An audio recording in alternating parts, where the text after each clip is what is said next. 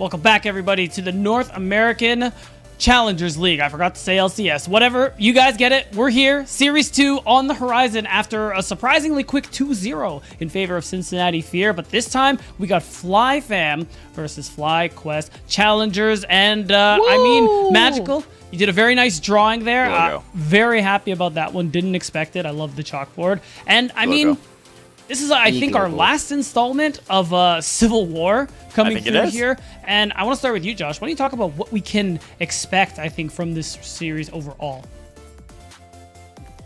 Probably another fast one. Let's be real. FlyFam has been having a rough start to the season, but they have been, looking to try a lot of things with Maniac. The new jungler that has come in who played a little bit in the semi-pro scene prior to joining us here in the Challengers League. But it is still a situation where they were not able to pick up games earlier this week. They haven't had a whole lot of time to practice, and we can really expect that FlyFam will start to show real results next week. If they get a single game today off of their big brothers, that would be a monumental win for them. 100%. And I mean, there are a couple of ways maybe this could end up happening here. I mean, I guess you guys were alluding to it, just now and before we went live, how things seem a little bit better now that they, with their new jungler, Maniac. Of course, still a lot of things for them to work on overall, but are you thinking this is going to make that difference, Magical? I mean, we saw TLF yesterday take a legendary win. Like, it's certainly not impossible. It's not impossible. It's improbable. There's a difference, right?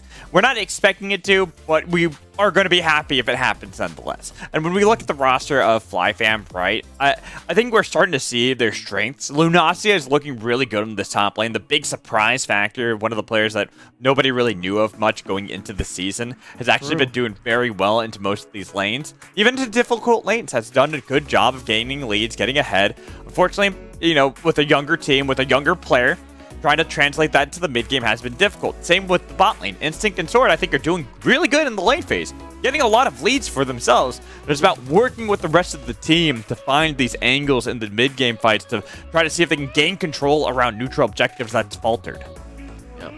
For a team that has a lot of individual talent, potentially, one of the things that kind of like the other team, I talked to FlyQuest Challengers coach yesterday, Soul Strikes, and one of the things that has been interesting for them is they've been feeling as though they can't really play to their full potential because they're still waiting on one of their primary shot callers to kind of join them in Winsome. But this is still a position where we are seeing FlyFam find some early game leads. It's all about translating it. Maniac might be what they need because it feels as though they have reinvigorated a lot of the early plays that they've been trying to go for just because he is willing to just make things happen. Yeah, and hopefully Maniac can kind of take that role as the shot caller for the moment here. We're already seeing glimpses of it, like you say, Josh, and maybe that's going to be enough for them to get something out of today before Winsome joins, of course. And that's going to lead us, of course, into their opponents in FlyQuest Challengers. It's funny that you mention, Josh, in a way, this team for FLYC is also another one where not quite playing up to the potential that we kind of expect from them. We look at these players individually, and I mean, this is a pretty solid team. I think, what was it you said? Good players playing fives, it's a little tough. Well, I think there also has to be like an asterisk next to that, right? Because Masu still hasn't been able to make it out to LA, so they are playing usually on 100 ping. Today, these matches playing on Chicago today. Right, I was about to say today, we are playing on the Chicago server, so that will actually lean a little bit more towards Masu, but then that puts the rest of the team onto a little bit more ping. But we saw what Masu can do with the lack of ping, even if it's only like, what, 40, 50 ping better. It's still enough where Masu was able to make some monster plays just yesterday. Yeah, Masu is definitely one of the most exciting players, and he is, again, having talked to their coach, he was like, yeah, I told you guys yesterday, looking really good, very excited about our new bottom lane coming through, and so, I mean, Masu is one of these players that, when they're not playing on 100 ping, absolutely has some pop-off moments, and is one of the big carries for FlyQuest throughout the season thus far. The big thing, though, is sometimes when you just have to play more defensively, it's a lot harder to play defensively on higher ping than it is to play more aggressively, and I love seeing when FlyQuest are able to make these plans, go forward, and make all these plays happen. Like, you can see why FlyQuest really did believe in Masu. Even without Winsome, like, you were talking about having Winsome, who's meant to be the primary shot caller, Masu's got them hands. Matsu's been really performing very well, and I think Kitong also someone that doesn't get enough praise with how they've been playing so far, especially being a last-minute subbing in, like, not meant to be the primary shot caller. Yeah, I think they're doing a great job and making the case for themselves, like, if Winsome does come back in, that they deserve to be picked up by a team for either the Challengers team or maybe a provisional team in the near future. Yeah, I'm not laughing at you, Alex. I had totally forgotten about what we're doing. I see it. I was ignoring it and trying not to laugh at it so I can make that point, but I saw that as well. So why don't we just get to the graphic? It's the woes of the production feed. We kind of see what's happening up in advance, and here it is, the Spirax graphic. What do we do next, Spirax? And I think that sets up the next talking point perfectly, because Spirax, we've seen in interviews that we've played over again, that he's a player who's been taking on a lot of responsibility, and it has affected his ability to play things like laning phase because he has to focus really on what the team's doing. But week by week, he said it's getting better, and I think from what we've seen, it's been looking better as well. Yeah, I mean, early on in the season, we know that FlyQuest Challengers was kind of plagued by the fact that Spirax said, I oftentimes get so focused on how I'm supposed to play my lane matchup that I forget to communicate, that I forget to figure out how I can affect the rest of the map instead of just focusing on the 1v1. That's right. Anyway, speaking of the 1v1s in all the matches, it's all going to happen right now, guys. Draft is ready, so why don't you guys take it away for FlyFam and FlyQ Challengers. Thank you, Beatdown. We'll see you after this game. Let's get into the final Civil War, at least until playoffs. We'll see if that's going to be something that recurs back then. But for now, FlyFam versus FlyQuest Challengers. We did see in the second Civil War, there was a game taken by the sister team. Team Liquid First were able to get that dub, but FlyFam, having now gotten a new juggler just this week, trying to play with them, it's going to be really difficult going against, even if it's a young Challengers team. It's a Challengers team that we've seen have a lot of success in their time in Academy and now Challengers here.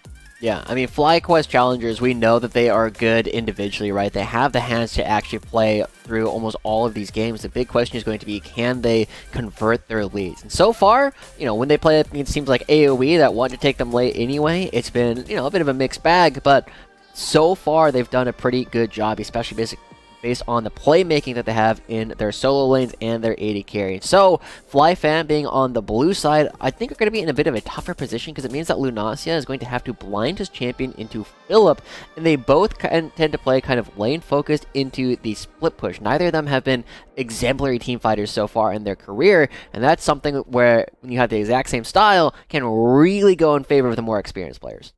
As we're into the draft, Nami going to be the first pick here. Not seeing that Lucian ban, but the trade of Yuji on to Maokai, still very popular.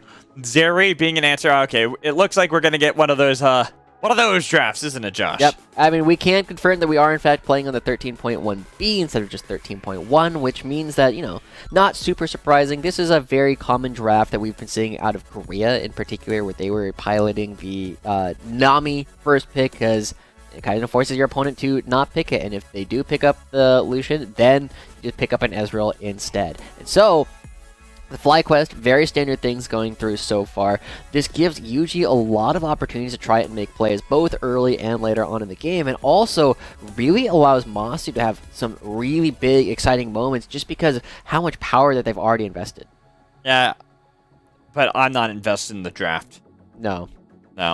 No, we'll wait until something more exciting happens, and then as we get onto the game, I'm mostly excited, again, about how Maniac might reinvigorate this team, because it was not a team that we were particularly excited about coming into it. There was a couple of moments where it's like, yeah, you know, we might see how well they actually do, and Lunacia has been one of these big bright spots, but Maniac coming in, while not necessarily picking all of the best plays to go for yesterday, it was some of their first games with the team, and it's one of those things where they desperately needed somebody to actually try and make something happen in the first place. So maybe Maniac can be kind of a miniature Winnie from what we saw in our previous game and actually help this team find some leads to play with. Especially playing with Sejuani too, something that does have the ample opportunity to look to be a facilitator for the team. Really will depend on what plays in Lunacia want to play. Silas was something I was kind of looking at as Blaze possibly piloting, that he does like to play. Akali being the other one that kind of works a little bit well with Sejuani, but not too much. There's always the double melee. Whenever I see Sejuani, I always kind of look at how you want to play with Lunacia on a melee, even Blaze, since he is much more of a melee champion player, but this is something that you said a blind pick for Lunacia, but Philip, the Jace not banned, his favorite champion, the highlight reel, about to add some more to the docket. I think that this is a flex coming through. I think this is something that could very easily go between Philip and Spyrex. We've been seeing it pop up a little bit more in popularity as a mid laner. I believe it was Aspect. Was the first one who played it mid here? Yeah, Aspect was the first one here, but we also saw it a couple games over the week in LCK. Yeah, I mean, it's definitely something we have been seeing pop up, and the Wukong or the Sejuani, both of them have pretty decent matchups into the Jace in the top lane, just because Jace oftentimes struggles to build leads up against some of these tanks or characters that can get on top of him twice, and Wukong is what character that can definitely do that. So I kind of like the Wukong top lane. I'm not gonna lie, I kind of like that as like the angle that they could look for. Akali's what I expect for Blaze, but Lunacia on this Wukong, something that wants to fight really early against Philip. Now, this might mean exactly as you were talking about, the flex for this Jace. Whether or not that's just a highlight for Ketong, his girlfriend Diana. Got to get the shout outs there. Another one. Yeah, it's another one. It's another one. He talked about that yesterday on the interview. But I'm looking at this Jace and whether or not it's going to be Philip. I expect it to be for Philip just because he loves to play this champion. But it does have that flexibility. And there it is. It is going to be flex around, so it will be Spyrex piloting it. Yeah, cool pick coming through for Spyrex. This is a matchup that is really, really tough in the top lane for the Akali, and it's been why a lot of Akalis will actually start Shroud in this matchup. It's just because you're going to be pushed back so far, you need a way to mitigate some of the damage. But in the mid lane, it's nowhere near as punishing for the Akali just because you have not as much room to go before you find yourself underneath the turret. In the top lane, this is a matchup where I actually am much more enthused about the Gnar coming through. It is a little bit tough for the Gnar around level 3 and 6 in particular. I would argue even like 1 through 3 and then 6.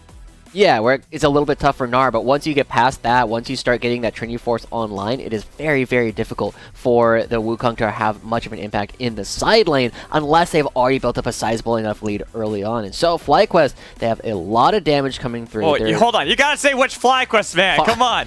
It's Challengers. Civil War. For the Challengers, they have a lot of damage already coming through. The one thing that they need to make sure that happens is that they don't get run over during the laning phase in the side lanes. And I think that's the biggest avenue for FlyFam, and it's a good thing for FlyFam that Instinct and Sword are playing this lane for advantage.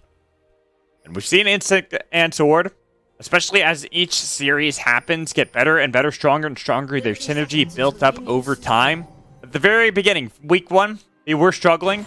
The past few weeks have, week 2, week 3, we even saw it yesterday, how they're able to face off against players that you'd expect to be the opposite, especially in matchups that wouldn't be as favorable towards them, that they look for these aggressive plays right away. That's why, we put a little bit of focus on the bot lane. Instinct and Sword versus Masu Ketong. How they're going to be able to play, especially now that Masu isn't on quite the shackles as before with the 150 ping. True, but it does mean that all of the rest of the top side are going to be playing on higher ping, as we see a lot of Faith already coming out in the FAM. And remember, we did discover this earlier, I think it was this week or last week. FlyFam with no space is the team. FlyFam with a space is the fans. So the FlyFam, it's the fans, the FlyFam, fans. Yeah, it's funny because they're all F sounds. It's like Peter Pepper picked a peck of pickled peppers, a peck of pickled peppers, Peter Pepper picked a peck of pickled peppers, where's a peck of pickled peppers, Peter Pepper picked? Yes, that, exactly. But, as we already get into the lane, it is going to be not a big surprise that Masu and Ketong are already getting some space in the lane, and this is exactly how Lunacia is supposed to be playing the lane. It's all about how much damage you take on the backside. As you get out of that expected, even bot lane, this is what I expect. I expect this usually. Level 1 is difficult for the Lucian Nami against Zeri and Lulu, especially if you play aggressively, as you should in this matchup. It's usually when some more levels get built up for the Lucian Nami that I tend to see a lot more success, that they get the power to battle against Zeri. Exactly, around level 3, but Lunacia also doing a good job making sure that they don't take too much damage on the backswing. And Spyrex, now that they actually have some control in the lane, moving forward, gets to spot out where Maniac actually was in their pathing, and that will give their bottom side a lot more freedom to try and be aggressive for a little while longer. Josh, nothing's really too outlandish right now. Everything seems exactly stock standard as we had talked about what we'd expect from each of these lanes. Mid lane, Spyrex Jace against Akali is a rough matchup for Akali. Top lane, Lunacia getting a lot of advantages against Philip, even if Philip was able to get a lot of health back going Mega. I'm just looking at how these junglers will interact, especially Maniac going up against Yuji, a player that both splits was in contention for MVP, most valuable prospect of Academy. Yeah. I mean, it's definitely going to be a big task, and the fact that they are on opposite sides of the map, I think, should help out Maniac a little bit, especially because of how many auto attacks Lunacia can get down early on, just on the fact that the clone's auto attacks also count. But they have pressure in the mid lane, they are getting that crash going through, but Spirax has already done a good job. Whoa. Synced, taking a lot of damage, had to flash there. Flash, though, from Masu! Unleash the shackles, and this is what happens. Ooh, oh, Philip sticking around. He had hop. He had the minions. I feel like Lunacia is seeing if Philip even steps slightly away from that tower, he was going to flash auto. Oh, yeah, that was a very tough spot, but both junglers coming mid. Looking for the gank. That'd be the first time we see them collide and crash ships. Blaze was getting a good advantage. Here's Yuji, the Maniac right behind. Make sure there's not going to be that attempt from Yuji. He's going to be scared away, especially with how low Spirax is. Yeah, I mean, Yuji came here just to try and get this wave to crash, to buy Spirax room to actually go for a back. And they will be able to do it.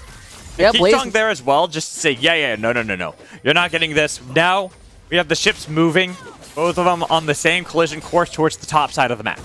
Yeah, and Yuji with a little bit more power early on. I'm a little bit surprised that they are just giving this over, but Spirax will be able to go back. So we take another replay of the bottom side. Mazu I think they and get level 3 Keaton. first. I think that's what it is. I mean, that's a...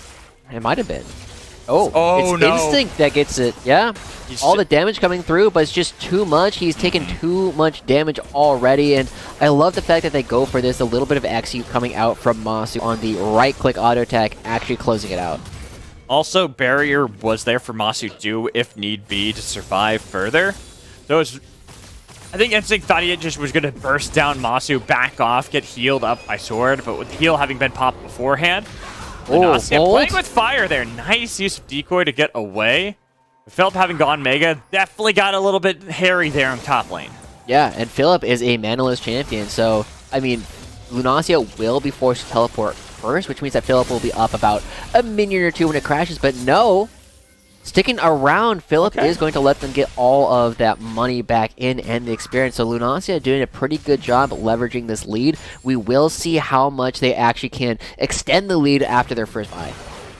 Yeah, I like that from Lunacia too. Reading that Philip was backing, and Philip expecting the back to be completed by Lunacia. So by the time he realized, oh, he's still in the lane, it was kind of one of those things. It's catch-22. You could stop your back, try to contest the minions a little bit, but that's a lot of room you have to make up. And here, Maniac looking for this play in the bot lane. Barrier still up for Masu. There's going to be pop, but he couldn't get the interrupt. It was a nice interrupt there from Maniac and from Sword to make sure he could not dive away.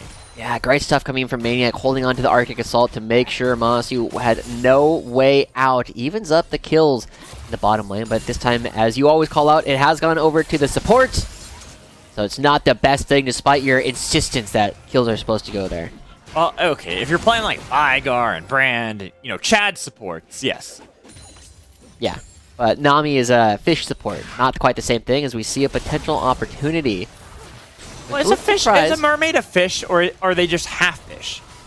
I don't know, we'll have to ask Mermage at some point. But so far, I mean, we are seeing some good play coming out from Spirax, actually doing a fantastic job preventing Blaze from farming. This matchup, as we said, is one of the tougher ones for Akali, and this is supposed to be the easier lane to actually take this matchup in. It's a hero that's supposed to be the easier. Yeah, oh, it's way tougher top lane. Yeah, that's the thing that makes it so rough to hear. You're like, oh man. And this is Blaze playing Akali too. Champion, he loves to play, and you have to give prompts to it. A very difficult lane.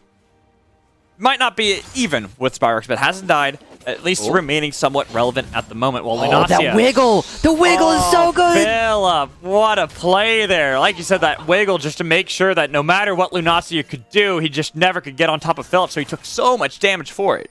Yeah, oh man, that was a really good wiggle from Philip. You don't see that as often as you probably ought to, but now Yuji's looking for a play at bottom lane, has level 6. Yeah, but Masu's pretty far back. That's going to be the ult used. There's distance to be gained. Bubble did not connect. They got the knockback on to Instinct, but he got the heal from Sword. Sapling goes towards the minions. Bot lane survived for the fam. But here, Challengers challenging the fam to see if they can get this play, Ooh. more turrets into their pocket. Instinct and Sword. It's not like they could really go back and reset. They don't really have much that they can gain because they had already done so.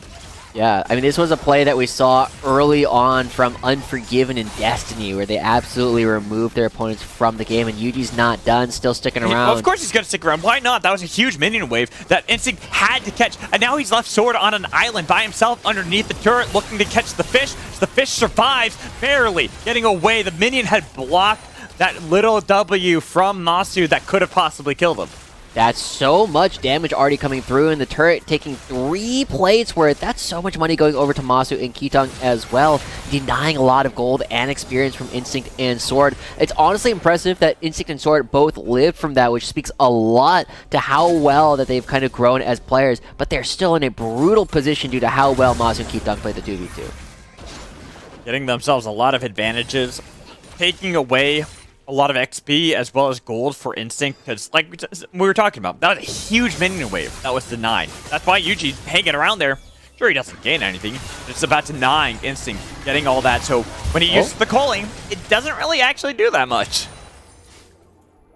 Kitang almost has level 6 as well. But they spotted Maniac here, so there's no way this gank should do anything. Yuji's still sticking around. Yuji can hang out, but he's getting his Gromp. He'll hang out just in case a dive was about to be set up. With the low mana of Instinct, well, not having heal, flash, or tidal wave, they decided to back off fam, spending the pittance of gold that they had gotten from that play. I expect when Machu goes back, he'll be able to buy a lot more and be a lot more threatening in this next fight. Yeah. Well, we will keep track of how well FlyFam are able to kind of recoup some of the losses that they had early on. This is supposed to be one of the times where the Lucian Nami is a little bit stronger, and Instinct and Sword, I mean, if it wasn't going up against Masu and Kitang, I would say have an opportunity to try and kind of challenge, right? That's something that we're always looking at with the provisional teams and the LCS teams is, can you make your way back up to the next level? Ooh. Yeah, I was wondering if Blaze was going to ult there. Maniac does! Oh, nice flash from Spyrex, though, and here's Yuji. Bramble Smash not going to be used, because instead they used the ult to try to get some minimal lockdown they could. Couldn't get anyone as top lane. Philip nearly solo killed Lunacia on the little screen we saw in the corner. Yeah. Wow, lots of play back and forth, but no kills actually going over. It's just jockeying for position around this upcoming dragon, and now that Yuji has control of this bottom quadrant, should be able to kind of pick that up for the Challengers team if they actually do want to do it. And we also have to note that up in the top lane, it looks like Philip has finally come out of the part of the game where the matchup is really tough for the Gnar and can start taking control. At least that's what we're expecting. Level 9s for both of them. Still waiting on that, probably going to be the Trinity Force for Philip in this game. Anything else is trolling on Gnar right now. Yeah, that's what I expected, because I was kind of thinking, I'm like, does he want to go Divine Sundere? I'm like, you want to get the Trinity Force even here, when players were matchup. going, even when pros were going Divine Sunder, you didn't want to go Divine Sunder. It's just like that bad. Now Philip using all the pressure that his team has built up to get themselves a blue buff, take that one away from Maniac. Doesn't do a ton for the Gnar, but hey, it's still gold. You get that little bit of EXP, down reduction, deny baby. it. Oh, Woohoo! Ability haste. Woohoo! So, this is one of the places now where we can start looking towards Philip as one of these players that can build up a big lead for themselves, right? We were saying that Philip is really good at pushing their leads in the side lane, and we also saw that happen up against Fake God when Yuji gave them a ton of attention when they were playing up against Cloud9. Well, went for the Womp. Couldn't get that, but Fake God, Fake God and Philip, it's very interesting to kind of see these careers, because Fake God had that chance, a lot more opportunities than Philip has had so far when it comes to being in the LCS, but we're seeing Fake God and how he's been able to turn around, show that he's here to play, and Philip is another one of those players I feel like, even if he doesn't quite have the chip on his shoulder to say, hey, I need to prove myself, but he is consistently willing to fight. You can see the mechanics he has. But the flash in from Lunacia, and everything I said is just out the window, because Lunacia, the new blood, takes him down. Yeah, great stuff coming through, just knowing the damage a little bit better. It looked like Philip got into melee range too fast, and so suddenly that turns around a lot of our expectations for the top side. Lunacia remaining a bright spot here for the fam, and Spyrex, they still get a couple of plates back in the mid lane, doing a good job building a lead there up against Blaze as a collie. Funny. It's the caster curse. It always will happen, no matter who it is. You start praising someone. I was talking about Philip, trying to bounce off what you're saying. Then Lunasi is like, you got to start talking about me. I'm the one you got to focus on. And there's a reason why when we look at FlyFam, even if they're at 1-11, Lunasi has consistently been in this conversation that we've had about the team because he seems to be one of the biggest bright spots for them. As Blaze is in a little bit of danger, has perfect execution if needs to be, but unfortunately couldn't get it off. Yeah, I was surprised that Blaze didn't throw out the first part of the ultimate earlier. Ends up going down as Yuji prevents Spyrex from taking any of the turret shots. So, I mean, the game remains a small lead coming out for the Challengers team. They're getting plates in every single lane, whereas even though the kills are still even, so much pressure has come out from the fact that the Challengers are winning all their lanes. The only reason why the bottom lane has kind of recouped a lot of that gold is because Maniac brought down the Rift Herald and gave over 3 plates to Instant Consort. Yeah, and you pretty much, it's the perfect scenario for FlyFam, right? Utilizing that to get Instinct somewhat back into the game. Top lane is even. Lunasi has been doing a good job of that, but now... As Yuji finds a pick onto the bot lane, Toward Order you Tidal Wave, trying to get out of there, away, trying to get back the best he can. Lightning Crash has already been popped. Oh no, there it is, going to be popped, and immediately killing Sword, and with the static, not enough to take down Instinct, but they already got 1 pick with the Dragon. Oh, way off. Never mind, they're just going to go for the turrets. Yeah, you don't see that very often where you flash forward to use the ultimate to do the damage, but it comes through and they are getting a little bit more. Spyrex, as he called out, getting a little bit stronger. We're seeing Masu finding more kills. And so suddenly, it feels as though FlyQuest are taking control. The shot calling that we were asking who was going to be doing it, it feels as though Yuji's actually been the one stepping up. He's been the one actually starting a lot of these plays. Oh, Masu. You cancel the back, waiting for it. There it is. Cancel that. Top lane again. Lunasi, I like this play from him. He's just waiting for Mini Gnar every time, and it's like, I can beat him when he's Mini.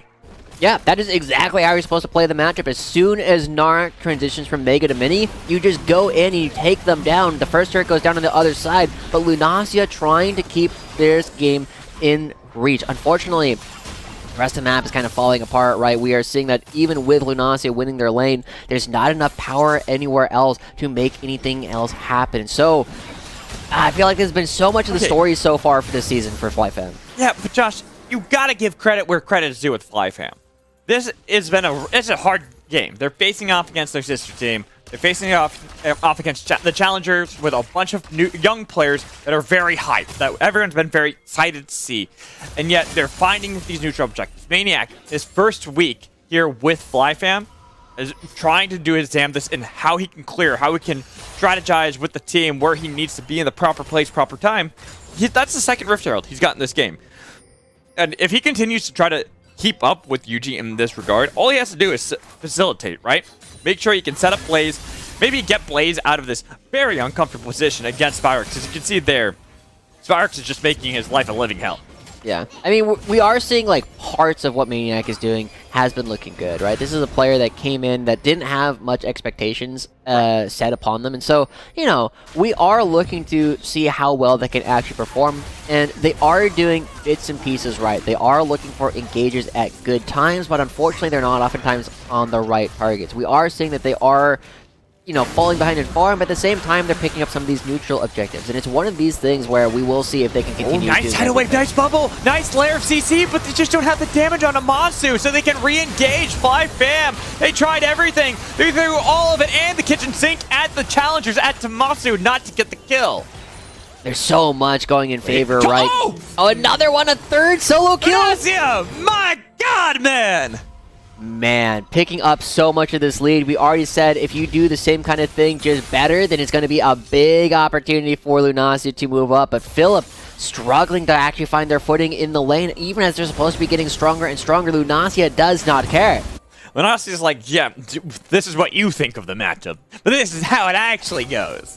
Yeah, this is how I'm willing to do it. I mean, it's one of those things where Philip feels like they must be playing too far forward. You have to be giving your opponent a lot of respect, especially, you know, as you start to go mini, as you start to finish, you got to get through that refractory period before you can fight again. Top lane being an advantage for FlyFam, they can maybe start to fall back onto, especially if they can get them to join some of these fights. We saw how much was thrown at Masu. There's just not that damage yet from Instinct to do anything substantial to take down Masu before Wild Growth can go off to keep him alive.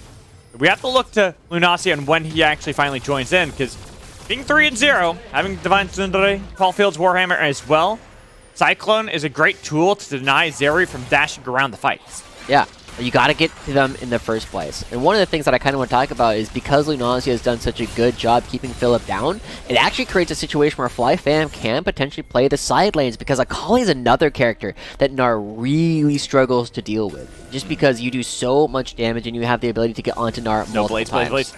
You saw the war, nice. Used the Shuriken flip to get away. Wanted to get that last strike, goes back in. Oh. Has to be careful though, even with the Twilight Shroud, they can rig you out and bounce you out of there. But the TPs from Lunacia scare off challengers, they book it for the hills. Good escape coming out from the challengers. They will be able to make sure that they have control, and Philip is now, because of that teleport, has freedom to farm out in the bottom lane. I mean, this has been so much of the story between the teams with LCS counterparts from the provisional side. They have been struggling to kind of play the map as well as their opponents. We see these bright spots again, and I want to see FlyQuest, the fam, go for another opportunity to just go for a fight. Start fishing with Maniac's ultimate. Maniac shows up, bubble, not connecting onto Masu. I think had that connected, probably would have been the follow-up from Maniac again. So try to do the same play as Lunacia now has to deal with Yuji, but he's level 14. It's Philip on the other side, having TP'd behind. Cyclone to try to interrupt anyone diving on top of him. But there's so much damage that can come in from everyone that Lunacia couldn't take one with them. Well, mid lane, we're seeing an attempted play. Masu, here's Wild Growth, and he's got the shields for days to fight back against Maniac with the zap from the laser connecting while the turret might fall. Everything went downward for FlyFam. Yeah, we didn't get to see exactly how that fight broke out, but I love the fact that the fam are trying to make something happen here. Unfortunately, as we were saying, the hands coming out from the Challengers team are just a little bit too good. So Maniac, I said I wanted to see them fishing. Okay, well, they get the crash, and there it is. There's no dash coming out from Masu, unfortunately. There's the flash for the flashed-in flash from Masu and Ketong to gain distance so the Wild Growth could get there. They came together. I love that awareness from both of them, and then, unfortunately, Masu just does enough damage, is able to pick it up on the backside, and yes, the turret goes down, they get a second crash, but, I mean, that feels like a consolation prize as the gold lead continues to balloon. Now Blaze getting run down by Spyrex. It's a hard knock life for Blaze. It's not like he gets to play that assassin the way he likes to, especially not against Jace. Being locked into side lanes against him consistently. Never getting that opportunity to lane against Philip. Why? Yeah. FlyQuest Challengers just not letting that happen. And you see what's in Yuji's inventory as well, Alex. I do. He's going full AP. Yeah. I mean, this team could use the magic damage for sure. Well, you saw he went for the red jungle pet, right? Yeah, I mean, he's also got that first strike. Like, he is just here to control division all around these objectives. They are already most of their way to the Ocean Soul. We're halfway, and they should get the next one as well. As UG snuck his way there. These saplings really are going to hurt, too. They're going to take most the health off Sword. Probably, I'd say, below 50 on Instinct. Well, that was a bit of a cheater recall. You're going to be punished for that. Your grievances, they'll be taken up. Everyone knows the complaints. I would like them to give this kill over to Blaze, get him back into killing. There we go. Perfect. Yeah, I mean, that's only worth, like, 150 gold. Like, gold is helpful, but it doesn't solve any of their problems. Kill, Josh! Blaze got a kill! That just resets his bounty. Kill is a kill. That just resets it. He's going to be worth more. Kill's a kill. I'm going to ignore that. Anyway, FlyQuest Challengers still in very firm control of this game. I want to see more fishing from Maniac. The fact that they just stumbled upon a free kill from Philip is, good, but they need to be trying to make these plays happen proactively instead of stumbling upon them. And so I've really liked what we've been seeing, again, from Lunacia and a little bit from the bottom lane, but they need to make sure that they actually have opportunities to do something afterwards, right? That has been the difference. Every time that the challengers have gotten a kill, they get something as well afterwards. So for FlyFam, that's the game. It's been dragging along, and they've slowly been losing their grip on it. 6,000 for challengers over them. It's like you said, they just got to make a proactive play. That's one of the things we need to see growth from these provisional teams. Like, we see it from Wildcard, we see it from Cincinnati Fear, even from AoE.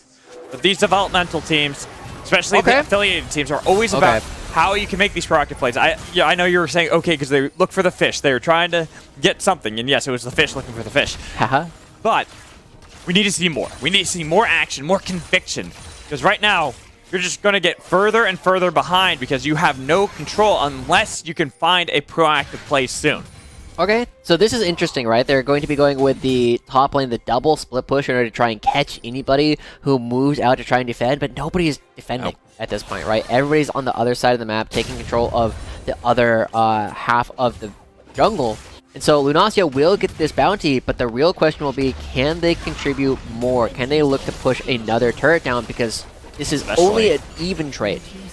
Well, especially because a tier 2 is taken, the bot lane, right? I would argue that's not even an even trade.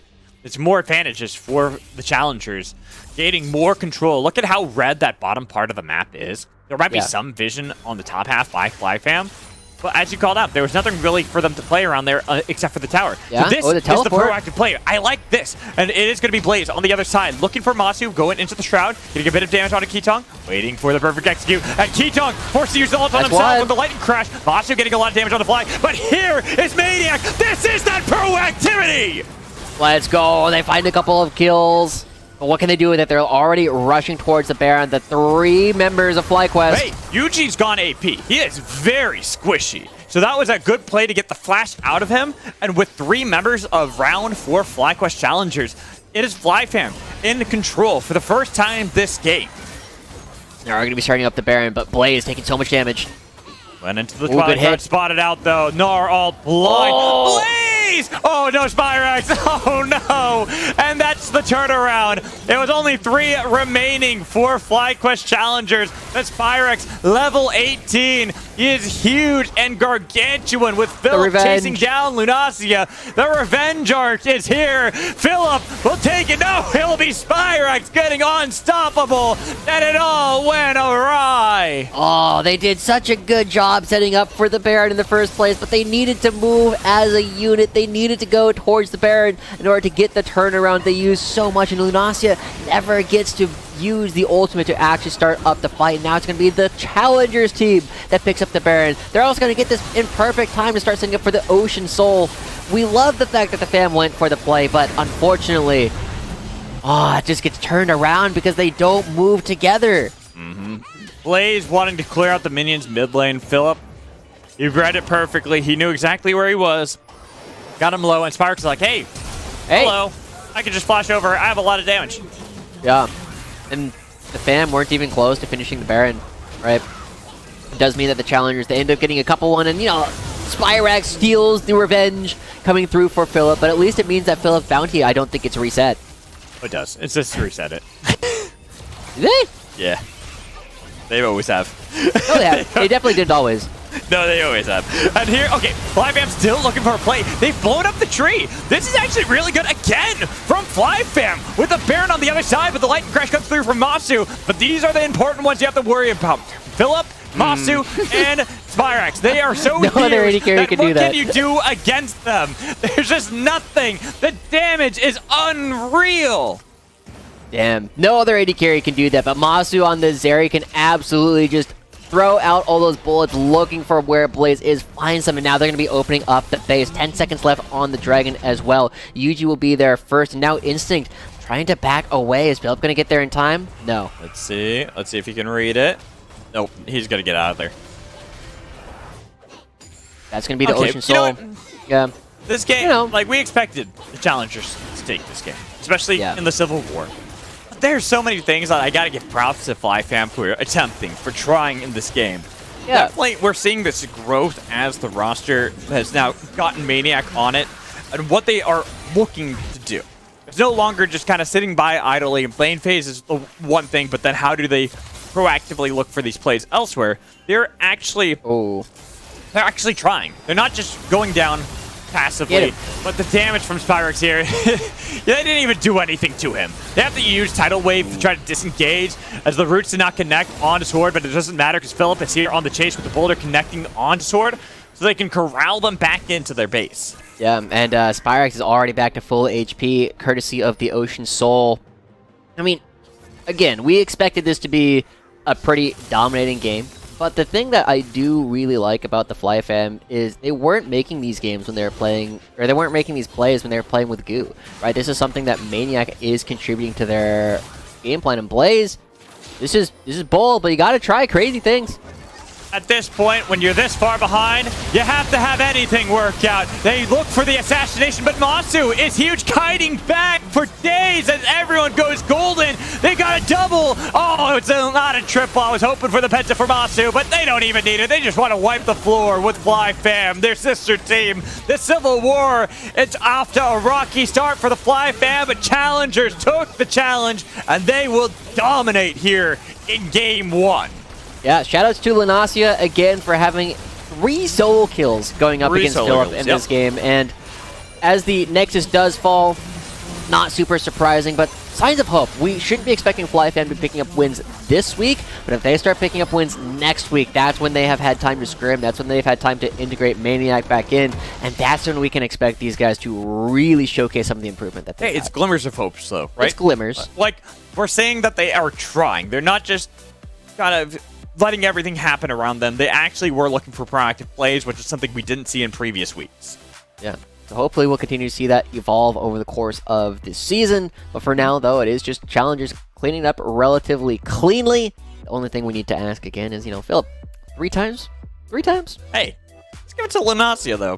Props to him. 3 solo kills. Well done. We're going to toss a break, and when we come back, we'll have our halftime show with Beatdown, so make sure you stick around. Hey guys, I'm Insanity, and I played Udyr mid last week in the NACL, and I'm going to rate some casters' performances for when they're first timing it. Joshi starting. Don't like the runes if he's playing mid. I don't know about the cleanse. Not bad. I like the invade. I mean, he has Rengar and pretty strong bot lane level 1. Gotta use W more often though when he's trading like this. Does he kill him? I think Udyr wins these. Yep. Of course, Udyr wins these. If you get Elder on this champion, it's so messed up because Demonic actually keeps re-procking the Elder buff, so it'll just keep doing like infinite damage to them. Not a bad game. See what Rafa's cooking up. So for this, Phase Rush is this is not a bad page. I think Conditioning and Overgrowth is better, but I do think this is a matchup where I think Udyr is really OP in. Well, where's the Udyr, man? Yeah, I mean, this whole team's asking that right now. I mean, he is 1-3, so he really is channeling my energy. This looks winning. Surely. Except, actually, he doesn't have Demonic, so he's actually kind of just useless. Not the worst gameplay I've ever seen. It's not bad, especially if you're first timing the champion. The game goes this long, it's not the most fun time. Let me see his runes. Futures Market, oh my. I don't know about that, bro. No, W, yes. Yeah, good. Well, he knows how to live at least. Oh. I guess he's just the GOAT. This was good, actually. He used his E. So he doesn't get slowed or feared. Oh, he's just beating him down with the bear stance. I can respect this. This guy's just sending a message. Oh, it just ends? Just ends like that? Oh. Okay, magical. Let's see. Divine Sunderer. He's 1-6. He's 1-6. I respect this. He's soaking so much pressure right now. Now he can just E out. Oh. Run. He's out. He's out. Press W. Oh, so close actually. He's 2-11, but he's carrying. No offense to his team, but it's all Udyr's. All because of Udyr. He won him the game. He kept the mental strong with the positive energy. I mean, honestly, the champ's not as easy as it seems. It seems kind of super straightforward. Oh, I'm just gonna run at this guy. But I don't know. You don't really know his damage. You just need to test his limits and figure out what he's actually strong at and what skirmishes he's good at. Oh, that's pretty entertaining though.